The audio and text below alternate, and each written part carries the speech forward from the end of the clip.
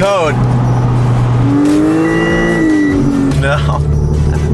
What did I do?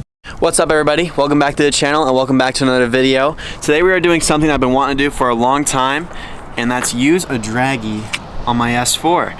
Now, the car isn't completely done because we had to throw on the stock throttle body like I've told you guys before. But I do want to test out if making your car lighter makes it faster in the quarter mile, 0 to 60, and maybe a 60 to 130. So that's what we're gonna do today, down in Mexico, of course. The car weighs about 3,900 pounds, but with me in it, it's probably around 4150. So everything's in there and a couple other things that I have neglected to take out. We're gonna do a couple runs and then we're gonna come back home, take everything out except the driver's seat, and then go back to Mexico and do it all over again. So let's go ahead and get going. Now, like I said, we did throw on the stock throttle body. I will link up a video of everything that was done in this car before we had to put the stock throttle body back on because the base map tune wasn't working with the bigger one. But the car did do an 11.7 with this tune, but it did have a couple different upgrades to it. So hopefully we can get some better times, but mainly I just want to see if there's a difference between weight. So we're gonna test it out. All right, we're getting close. We gotta warm up these tires.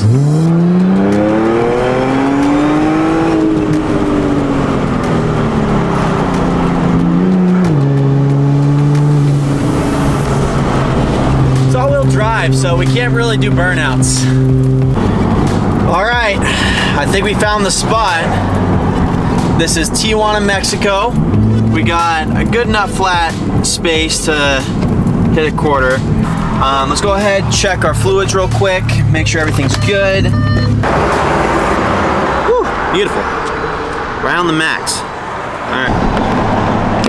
We gotta put the draggy on the roof because that's what Ricky, who let me borrow it, told me to do. So if it falls off, it's Ricky's fault. Let's pressure cord on the draggy. Here we go.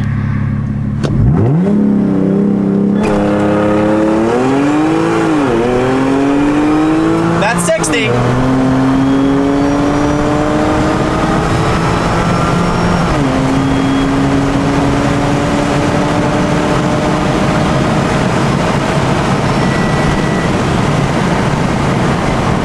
We just threw a code. It said, do not exceed over 4,000 RPMs. Did we just go into limp mode? That's weird. That's weird. Quarter mile and 12.6. All right, so I turned the car off and back on again, and nothing happened. We'll run it back. That wasn't a good one. That was a 12.6. I don't know why I did 12.6. And we did 0 to 60 in 4.2. Am I like that heat soaked right now? Do not exceed max engine speed of RPM. 4,000 RPMs. See, watch.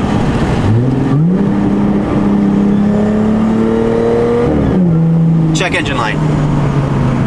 Let's plug in the OBD and see what happened. All right, so I scanned the engine and we have a fault. 7 faults. Regulating flap for intake air. That's a throttle body code, I think. Actuation regulating flap for intake air.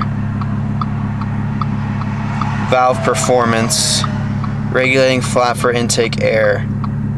All right, so that code just popped up again while I was driving. I turned off the car, turned back on, and that code goes away. But then it comes back, and every time it comes back, now the throttle is like less responsive, like night and day difference. We're almost at I&W Performance, and we'll ask them what they think it might be, but this video might be postponed until a different day. I don't know if you can hear that, but she's like struggling to get up. Oh no. What did I do? Here we are, I end up performance. Ooh, they got some clean cars here today. Nice. Alright. So I went to Colby, and it could be two things. It could be the throttle body, or it could be my bypass valve. We cleared all the codes. No codes are popping up. We're gonna go ahead and take it for a little spin down the road and see if that clears it. Out of nowhere, GTR? What? Dang. All right, here we go.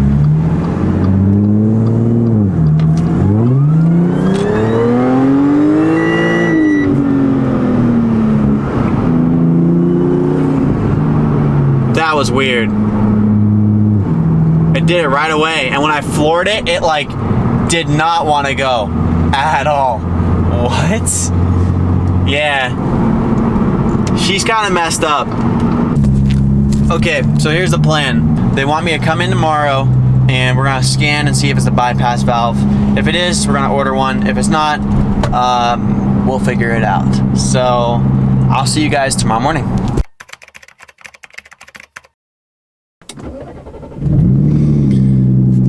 Alright, well, good morning, everybody. It is now day 2 of trying to figure out what's wrong with this thing. Check engine light's still there, the car's still running like it's choking, and I think we figured out what could be wrong. Alright, here we are, INW Performance. Yeah, it just says mechanical malfunction. So it is not working? Oh, these are stored from yesterday. Oh. Alright, well, it looks like it's working. Said launch it? Yeah. Okay. It'll do it right out of first, right? Let's see. Alright.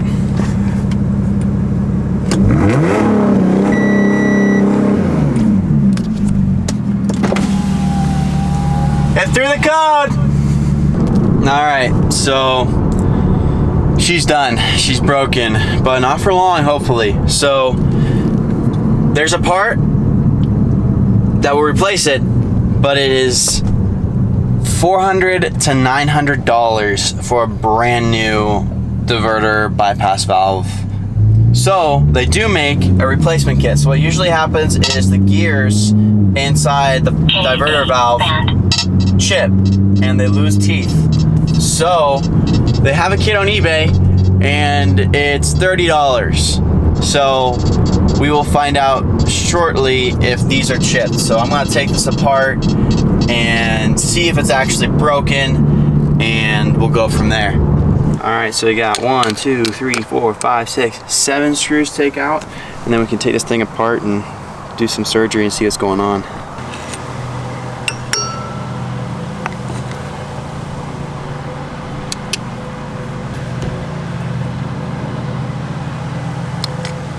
All right, so we got some little screws on the back.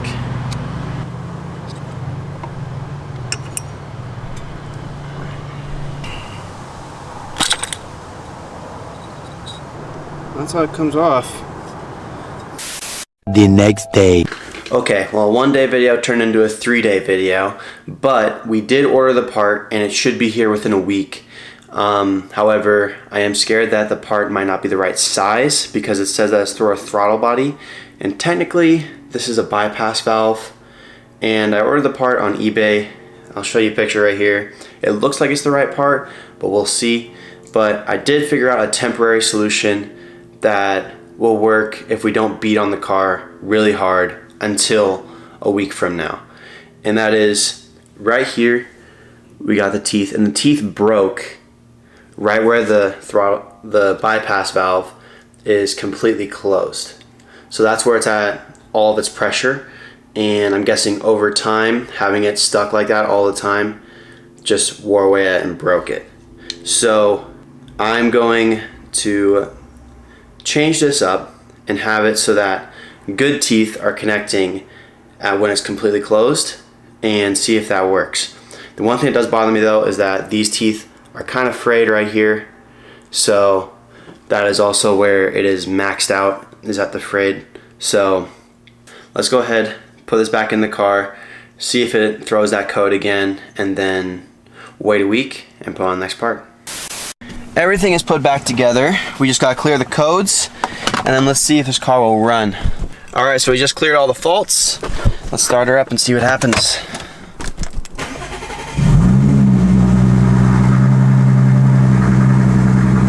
So far, so good. Let's go for a drive.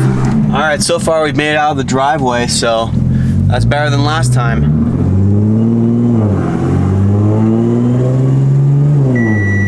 Okay. They ask you how you are, you just have to say that you're fine when you're not really fine, but you just can't.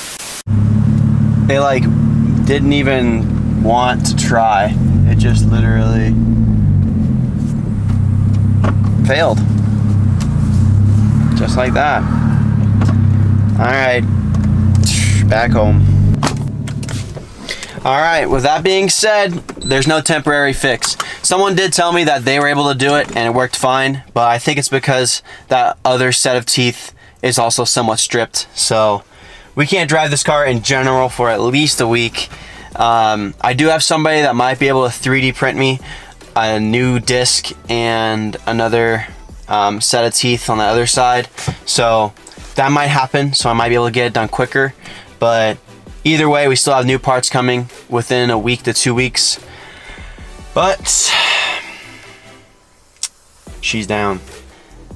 I was really excited too because this video is gonna be really fun. I mean, I wanted to see what this car could do with this out, that out, and everything in the trunk out. But I guess that'll be for another video. So with that being said, this video is over. So if you enjoyed it, please give it a like. And if you haven't already, please hit that subscribe button and the bell. And I'll see you when this car is hopefully working. Drive safe.